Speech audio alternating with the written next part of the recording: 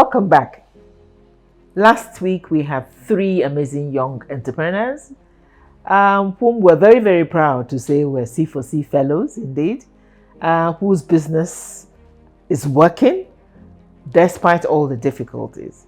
We listened to them talk about what made them embark on the business and how they're faring. So sit back and enjoy as we continue the discussion with them about what got them to do the business, what provided the skills with which they're doing it, and so much more. Please join us again as we continue this week.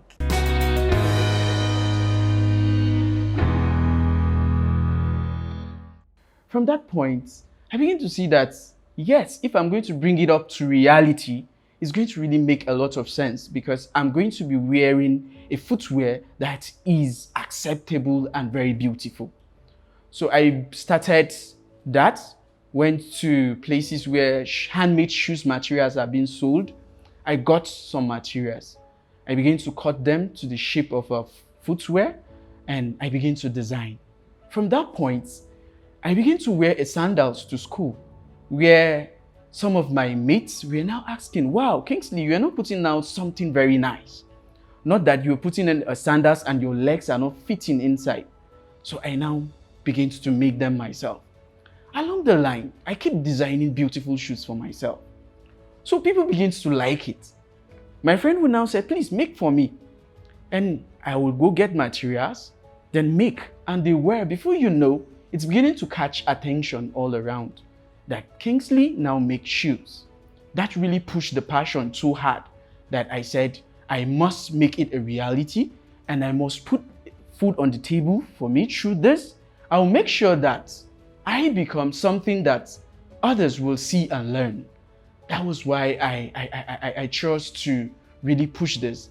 And to this point, it has been yielding very well. I am fully into footwear production and design, and I am really doing well in it. I have learned from so many places. I've gained experience from so many places. In fact, I just came back from the internship in the Institute of Leather and Science Technology there in Zaria in Kaduna State. Hang it on there. I mean, it's a beautiful story you told. I'm touched, I'm touched. Many people would take a physical challenge as, goodness me, life has dealt me a bad one. How am I going to cope? But it's beautiful to hear the positivity in you, the strength in your voice, and it's truly inspiring. Thank you so much. We'll come back to you, to hear what you learned during the internship. But let me turn to Adeola and say, what about you, my dear? Why are you doing what you're doing? Wonderful. Thank you so very much for this opportunity. My name is Adeola Samuel, CEO TDO Foods. TDO Foods is an agro-processing company. We're into processing into flour and ready-to-eat snacks. And when I started, I just looked at it. That was during pandemic. We had to think outside the box. What is it that we can do? What solution can we provide? How can we help the economic situation of this country? Then I thought of it. Agro is the next gold. That was when I started. I started with the products. Now I have 5 products. I process into plantain flour, unripe plantain flour, beans flour, making work easy for you. Yeah, we know that women, especially, we have tight schedules. You don't have to spend hours just because you want to make akara. You can just do that within 15 minutes using our beans flour. Akara is ready, and it reduces wastages. You don't have to make like so much and then you're not able to use. When you fetch a quantity of just a cup, you will know that, oh, this is serving this number of family. I have this special product. Kulikuli is the main product in town. The fact that I can be innovative to create the idea, when you can think of it, you can make it happen. And then I discovered that whatsoever you put your mind to do, you have your crowd that is willing to drop the money for it.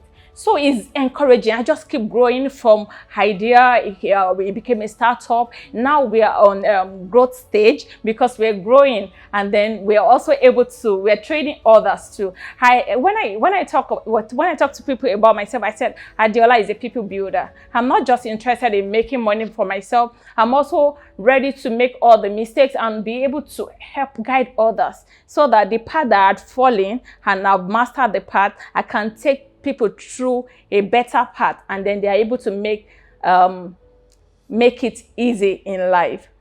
Being an entrepreneur, someone said, is an suicide attempt. I learned that at the C4C training, this new set. The last batch. This last set.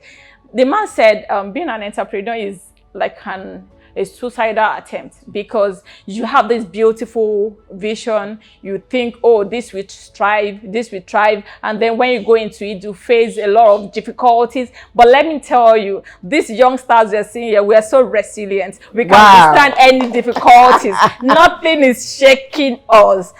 In this economy, we are making it. And that is why, it is important that the government focus on this area, because when you have different businesses, ventures, and we are just like the backbone of any economy, any nation economy. We're able to, when you give us a platform to thrive, then life becomes easy. Government will even have to do less, because we'll be able to stand and also raise others to stand. We're able to raise standard of living, improve our lives, improve individuals around, and also improve our communities. We can't leave everything for the government, but we need platform to thrive. You will still talk a bit more about that, because it is so true. It is so true. Many of the wonderful things you have said, and I love the bit about resilience. We're not shaking. We're going to we're not going to give up, and so on. So that is good. But what made you decide on, okay, you said healthy living was agro-processing. When I started that plantain flour, my husband actually fell ill, and then they gave us new diet for the rich. Of course, we're now the rich in Jesus' name. Then we started buying from the market. Then we discovered that it's like some people, they alter what they give. They reduce the quality. Okay. So I started processing it myself. I went to the market, buy unripe plantain, process it. Then when it got better, I discovered that, oh, this is even wise for me to be doing. And then this is a good diet for the family. Then I turned it into business. I have families that I process plantain flour for, and then in 10 kg, 5 kgs like that for them. Then I have pack of 1 kg, which I sell in the market. But I really have families that I service, that I provide those for. So it doesn't have to just be for my family. Many people can benefit, get well, eat healthy. So we call it alternative, how do I call it now? Alternative food materials? Yes, yes. So you have different options, and then we will not compromise standard. We will rather just increase our price, but we will not compromise standard, because we know the importance of good health. Good health. Yes. Beautiful, beautiful. Yeah, I like that. Then when we say kuli is an healthy snack. Yes. And then when you eat our own, there's no stand in our own. Yeah. It's well processed. And what gives me joy is the fact that NAFDAC came to our factory, and then it was certified, and we're so excited about it, So we're trusting God that all will be perfected, and we'll be able to train more people to also stand. And, for 12 years, I worked as a finance manager. Again, I'm going to stop you, because if I don't stop you, Juwon won't have a chance to say anything. You're ready to go. Don't worry, I'll come back. There's plenty more to talk. Thank you so very much, ma'am. And so we turn to Juwon. Thank you for your patience. You've been watching your two colleagues and wondering when they're going to let you have a say. Yeah. So tell us, what is it? Why are you into fashion? Thank you very much, Mommy. Okay, again, my name is Juwon Alao. I am the creative director of El Kratos Limited. El Kratos is a tailoring brand. I like to use the word tailoring. People will say fashion and all that, but I don't know. I think it's just stayed with me. I like to use the word tailoring. It's a tailoring brand where we create styles. We create style for people. We make outfits. Now, there are two different things. some people sew and all of that. But how did it start? That was the question, mommy. What pushed me into it? So now, from childhood, I think I've always been different when it comes to what I put on and how I look. I just like to be different. I don't want to have what everybody has. I think my mom inspired it actually, because she just goes all around and buy things that you hardly find, down to my socks when I was in primary school. The kind of socks I wear, you won't get it anyway. It's not like they are so expensive, but they are different. You don't see them around. You had an eye for So I grew up like that. But by the time I started making stuff for myself, I realized that not one tailor has ever gotten my style right. Like till I started sewing. Not one. It will be from, okay, I want this, they'll make this, and some. In fact, there are times when I will literally have to just leave the clothes and all that. So it started with the desire to be different and create something that it's not regular. So that was it. And like the writer of the book, The Alchemist, said, when you make up your mind to do something, the nature comes in your rescue. Like the nature comes and make everything available for you to be able to achieve your desire. So after service, after NYSC, I moved to Abuja. When I was saving, let me take this detour, a quick one. I have not said it in a long time. I love that so much. Yes, Don't ma'am. lose your thought. Yes. When you start doing it, it looks as if nature comes to aligns with you. Yes, ma'am. And I think that I was reading a book recently, and I think it's such a beautiful, profound insight. And it's emphasizing it for the sake of all of us, because it is actually, to my mind, a law of life. When you set your mind onto something and seriously apply yourself to it, you'll find that nature, and indeed it is God, aligns with you and blesses your efforts. He never blesses laziness. No, you see. He blesses the vision that you have, and which you are now working hard to come to put to reality. And that is what you have sort of said. Now that you had zeroed it on that as your passion, as your calling, because that's a gift, you found that everything seemed to be aligned. Yes, ma'am. Yes, I think that's beautiful. Thanks, ma'am. Yeah. Please go Okay. on. Yeah. Okay, ma. So I was talking about how the whole thing started. Sorry. So when I was 7, I met this guy in Ibadan, because I was always traveling to Lagos and back to my PPA and all of that. So I met this guy who sews. He's a tailor, and he told me about how that he can make shirts, packing shirts and all that. I was like, oh, that won't be a bad business. How much? He gave me price. So I decided, okay, let's see how this works. I'll give him money. He'll make shirts. When I'm coming from Lagos, I'll stop by at his place at Ibadan, pick the shirts, go to my place of primary assignment and sell it. So then it was already making sense, like, okay, Money I can be made. can do something with this. So after NYSC, I came to Abuja and started. I came to look for work actually, but then I now met this tailor, and I saw that this is an opportunity for me to just, because I learned for free. It's not like I didn't have to pay and all that. So that's why I said nature tends to bring everything together, harness everything to my favor. So I was learning and I was growing. So initially I wasn't even making clothes for anybody. It was just for myself. I'll make one fine, simple outfit and wear. So it started with, oh, this is nice and all of that. And before you know, I was like, oh, that means this thing that I like to do for myself, I can actually make money from it. Then I decided, okay, this is it. And we grew and the name for the brand came and all of that. And boom, I made C4C.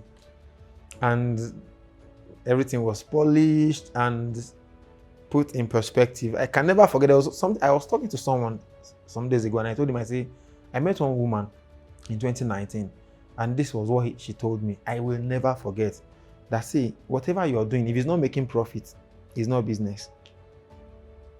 It's not just about, okay, I made it 1,000, I sold it 2,000 and you have transported 3,000 and all that. That if it's not making profit and the person's like, oh, that's true. So that's part of the polishing. Maybe we'll get there eventually. That's Go on. That is, because so I have stopped Kingsley. So we have to put everything in perspective So I now decided to run it as a proper business. Okay, if I make 1 naira, I have to be sure that, okay, this 1 naira will be inclusive of expenses and profit to be stated out and all of that. And right now, we're still growing. Like DLR said, we're growing, but of course, it's not where it was. Lockdown came, struck, and we survived it. And now we're thriving again. So that's why right now, even when I meet people and they're like, oh, economy is this and that, in my head, I'm like, we passed this road before, we passed this one. Oh, yeah. We've passed maybe tougher roads before. During lockdown, mommy reached out to us and was like, oh, how are you doing and all that. And in my head, I was going to say, mommy, I beg, leave me alone. Because I didn't even know how, but eventually, we had like a mini get-together where we tend to discuss, okay, how do you proceed from here and all of that. And just one idea, poof, we moved again.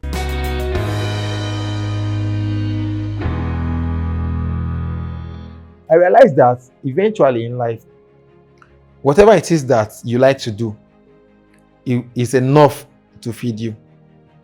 You like to do it, and it's a legal thing, like legal thing or not illegal, that you like to do. It's good enough. If you put enough passion and enough time into it, it will grow and it will blow your mind. That's why if you notice some of these movies that we watch, that you see somebody that is a villain, goes into hiding for 5-10 years, nobody knows anything about him. And one day he'll just show up and say he wants to destroy the world. He has gone to build something that nobody knows about, but he has put all his time and his passion into it. So imagine if you now put all that time into something that is good. Kratos is a business right now that I talk about anywhere I go to. I dress in such a way that you're the one that will ask me, guy, what's happening? Like, I don't have to wear big crown and suit and all that, but I'll wear something that it'll be very simple, but it will be very different, and you'll be like, I think what you're wearing on the set speaks for itself. Yes, like, exactly. This is just one of our pieces. I just thought that, okay, I think I want to go very simple these days, but let it still be different. So this is like one of it, and we're still growing. Ideas are limitless. As long as the way our brains are wired, as long as you're using it, it gets better. Our brains don't wax old. That's why you see a very old person, they will say something and you'll be like, wow. I thought this one, no, the older we become, the more you use your brain, the better it becomes. That's why we get better at what we do. I find that encouraging. So my own brain is getting better. Mommy, it gets better actually. It's like wine. The older it is, the better it becomes. Except for sickness and maybe someone has one. But on a normal, healthy brain, the older it becomes, the better it is. That's why when I stay on something, initially when I started with female outfits. So let me say that too. I'm taking too much of the time. I started because where I learned originally, they do female tailoring. Okay. So I learned female tailoring. But I know that this is one of the businesses that for you to do well, you have to be able to speak for yourself. So I realized I have to make clothes for myself. It's easier to talk about because there's a saying in Nigeria here, this part of the world, that whoever wants to make an outfit for you, clothes for you, you have to look at what they are wearing. Yeah. So I'm going to stop you now because I can see that for all of you, once you get the floor, but that's beautiful because it just shows the passion, the enthusiasm, and that so much is happening within your business. But let me give Kingsley a chance. Let me say, Juwon had wrote a little about it. I will just discuss this briefly because there's some other areas I want to explore about how C4C had helped him as he conceptualized and structured and organized his business. And that was exactly where I had stopped you before, when you wanted to talk about the impact the program is having indeed, even now, on your business.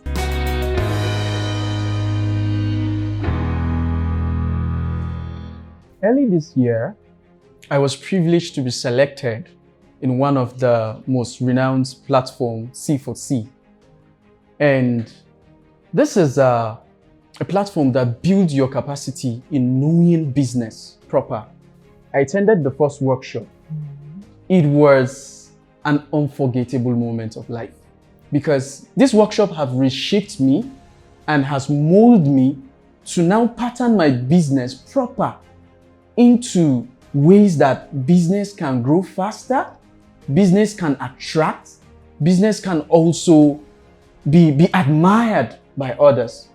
So there is one lecture on mental health that actually has worked in me this time around, that I'm coming to blow my business with. I was actually going through a lot, family responsibilities and all of that, and I was carrying it into the business. And that has really affected my business in going down a little. But after the lectures with C4C, that has really shaped me and has now given me an insight on how I can now discuss my family business separate and now have my business separate. So this impact has really shown up in me a very recent time. The mind-blowing one is the internship I attended. They gave us the opportunity to go and intern with any industry and come back. I went to the Institute of Leather and Science Technology there in Zaria, where I discovered they have footwear design and production as a course. In fact, going there, people were like, wow, this is a very challenged person. How will he cope with the equipment and all of that? But I've ever had it in mind that my disability can never make me disability. It will always give me this courage to think outside the box and begin to do the extraordinary. So they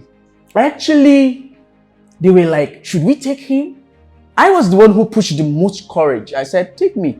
I will do it. No matter what it cost me, I will do it. And at the end of the day, I started accessing machines that I never knew before. And it was a call of attention. And that is why I want to encourage any person with physical disability of any kind. You must not limit yourself by the condition you have. Because if you put it in mind, it will definitely change your mentality and make you feel you are limited in all that you give, while you are not at all. I begin to access machines, I begin to do production, I begin to do design, I begin to empty my head, and I begin to feel responsibility out there. Let me just face and change the narrative. I was really working so hard. C4C have actually done a lot in changing the face of my business. As I speak, my business is working well, but this time around, it's going to be something else. It's going to, in customer service, cost pricing, which you told us, ma.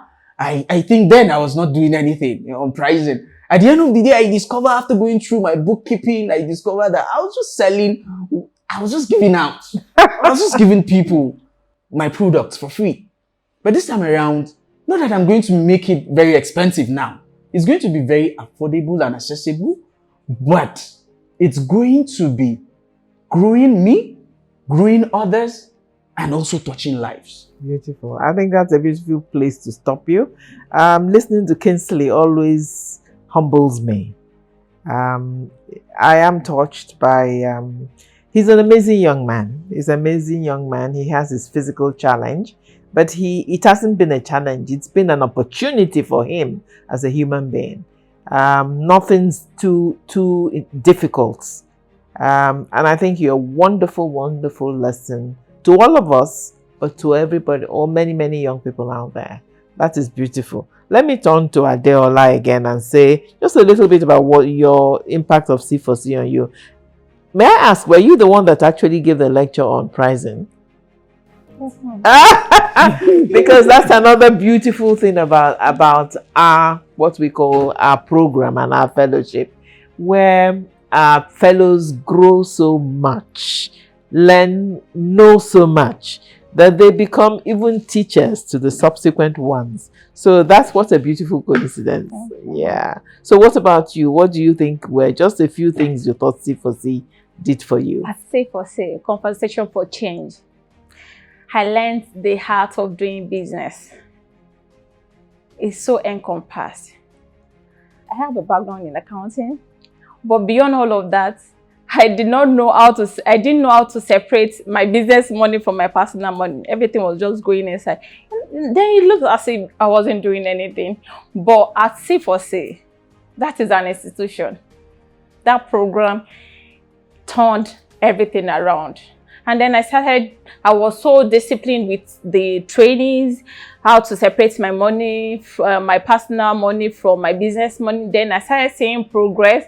I started seeing myself making profit. You know, I know about the costing and pricing and all of that, but I wasn't putting it into practice until I came to C4C. So I would say I started doing business proper when I came to Conversation for Change.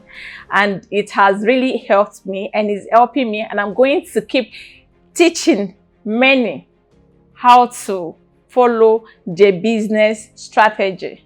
I learned branding. How far can you go without branding? You are the face of your business. What you do describe you, how you do it, how you carry yourself, the logo, the colors, and all of it. You have to be intentional about it. So C4C is great too, and I want to believe that governments are partnering with you because we are raising generations.